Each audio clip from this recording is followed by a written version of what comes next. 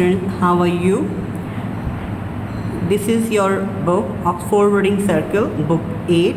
As you know that I have given the explanation of Great Expectation, the syllabus of the August, and now today I am going to continue the explanation of Great Expectation. Upon it, part B, to keep myself from crying. Now looky here, said the man, where's your mother?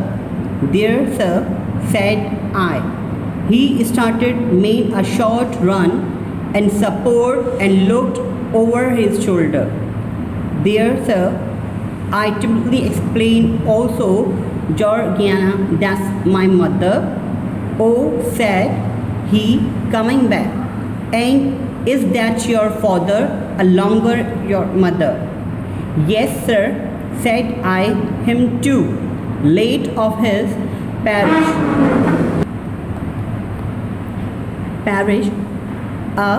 He muttered, then considering, who would live with, supposing you are kindly let to live, which I have made up my mind about.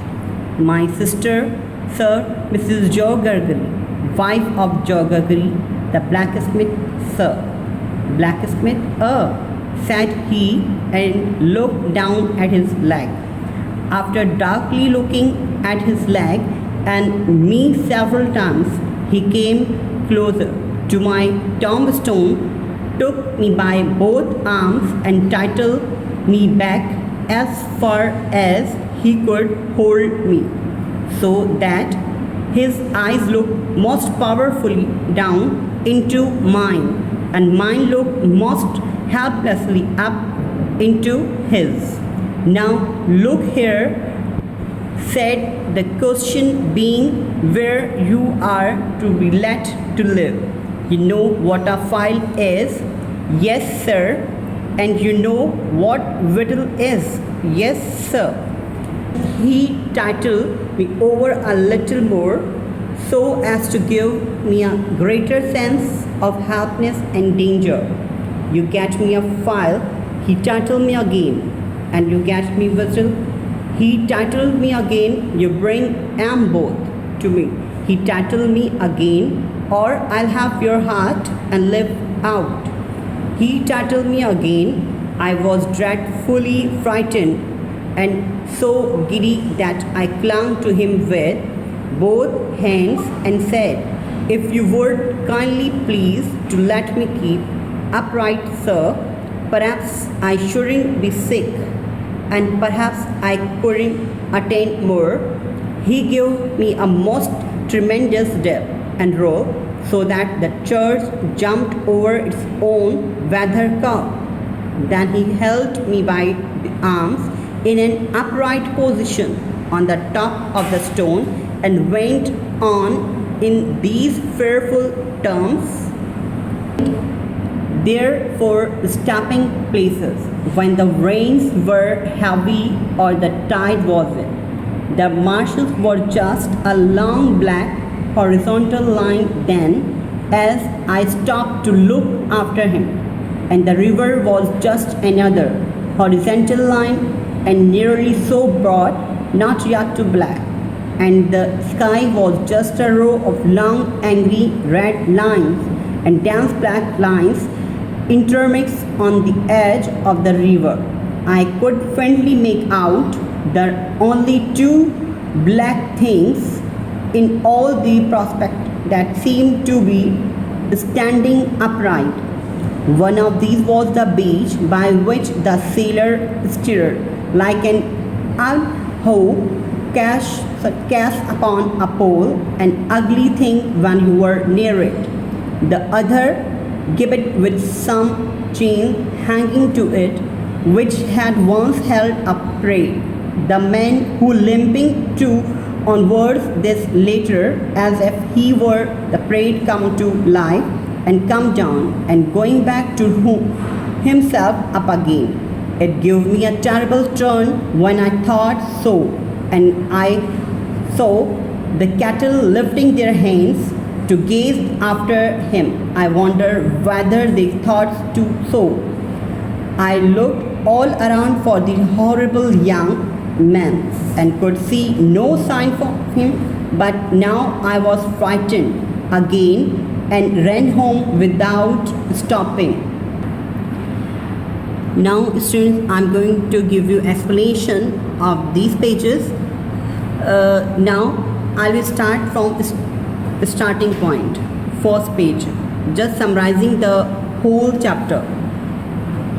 It is the story of Christian boy that whose name was Prep, and dad's name was his family, and children infancy name Philip. Both of the name was no longer. He himself called Pip. Pip was for the family name, and his sister Mrs. Joe Gregory, she was married to blacksmith, as Pip never saw his father and mother and never saw their likeness and photographs for long days. But he goes to tombstone of them unreasonably. As he know, he asked the question that he titled over a little more to give a greater sense helpless and danger. Then he held me by the arms in an upright position on the top of the stone and went on these fearful terms. Now look here, he said questions, being whether you let me to live, you know what a file is. He asked, do you know what the vital is? After a long time, he get me a file, and he titled him, you get a victual. And he again give them a title, you bring them both me. He titled again, I will help your heart live out. He titled again him, I was really frightened, so giddy that clump. And he titled them, please let me keep upright, perhaps I shouldn't be sick. And now after that he give a tremendous dip and roll to the church and jump over the wall weathercock. Much of that he glancing over the cold wet flat. He wished I was a frog or a eel.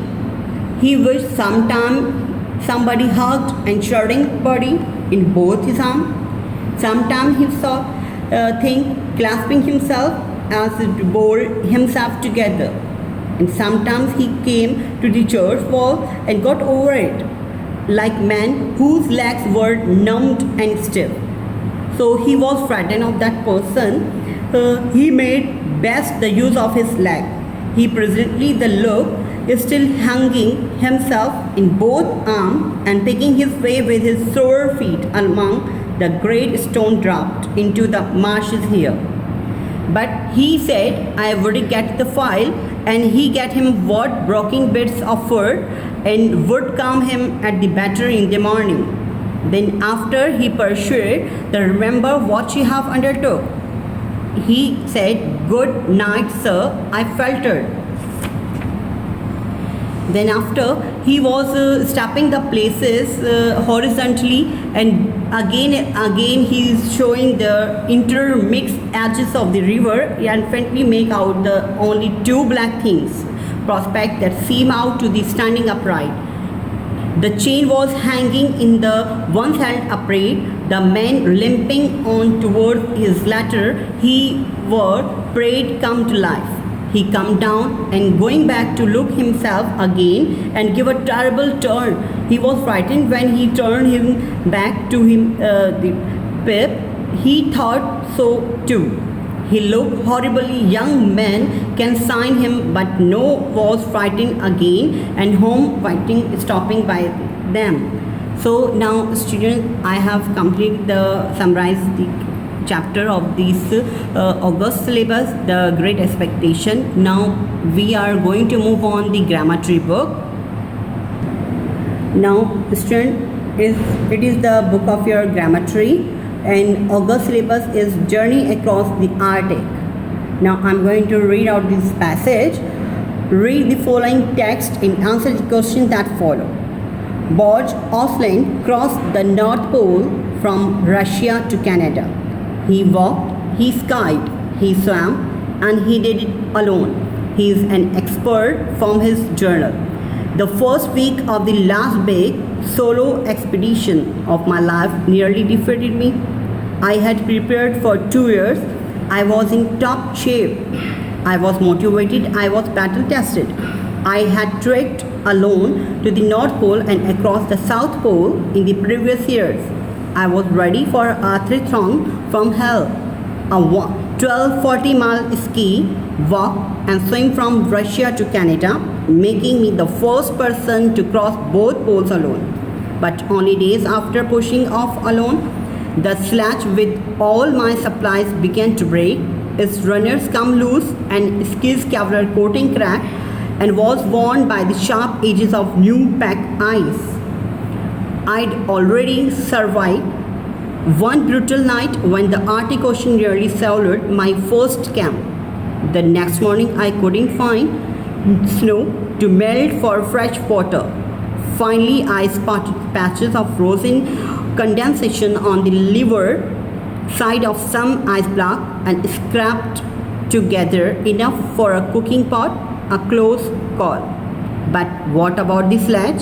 I spent 3 trying to repair it with improvised tools, hand drilling 260 holes and sewing damaged parts together. It didn't work. I was turned to in a chopper from Siberia to fetch me and tour again next year. Or I do order another sledge. I wanted to complete this trek without support. I called for a new sledge and on day 12 it arrived. The delivery unsettled me. The helicopter crew represented home and warmth. Over the next few days, I struggled to regain a sense of purpose. I set small goals. I tried to find joy in solitude again. That's the key to success on the ice. The right equipment also helps. I use a mix of the traditional and the high-tech. My tools are copies in synthetic material of those formed nearly a century ago by Roald Amundsen. While journeying to the South Pole, I navigate with the help of GPS and most days I call home on a satellite phone. My sledge is loaded with food and fuel. This time I have also packed 2 items no one has used before on an expedition like this. A dry suit so I can swim across leads and a sail that the wind pull me along on my skis when conditions are right. The Arctic is so much forbidding than the Antarctic. I was always walking through frozen seawater. There's no land anywhere beneath me. I have to take off my skis and walk through rough section. It's like scrambling through bomb wreckage. When I fresh the Norwegian Polar Institute study global warming, I measure ice in 1994 too. It's thinner now. I've started to feel the layers of civilization peel away. It takes weeks to find your animal self. I wake up, perform the day's task, sniff the north wind, and automatically pick out the best route and campsites all without thought. I have found the rhythm. I think I can do this. Now the summary of this chapter is that someone is going to skis. That's name was Borge Osland crossed the North Pole from Russia and to Canada. He was walking, skied and swam alone. He was expert from the journal. The first week of the big solo expedition, his life nearly defeated. But sometime he crossed the North Pole to cross the South Pole and previous year. And he was ready to return from hell about 12-40 miles ski. And he walked and swam Russia to Canada. That's make him the first person to cross the both pole alone. And Borge Osland was first person who crossed along the poles south to north. Russia to Canada. And the sharp edges, he got new pack eyes and already survived a brutal night sometime, and he also nearly swallowed his first camp and frozen condensation liver side. And the first night he was met Roald Amundsen, who was copies the synthetic material from the horn nearly a century ago by, and a satellite phone he used and sledge loaded with food and fuel. He was thinking that he has a much food and fuel, and he can survive the more days despite of the Arctic and forbidding the Antarctic oceans. While frozen seawater, when he skies a major thickness of the Mars sky cores, and he collected the global warming in Norwegian, and he measured ice in 1994 too. Then that was thinner, and he started to feel layer civilization peel away, and he was looking and find himself at animals, and he wake up and sniff the north wind automatically and pick the best routine campsite, and now he think he do that. So student, I have given the explanation of these chapter and comprehension. Now about the exercises I'll give you later after you watch the videos. Then I have given the message as before that you have to maintain your work by maintaining the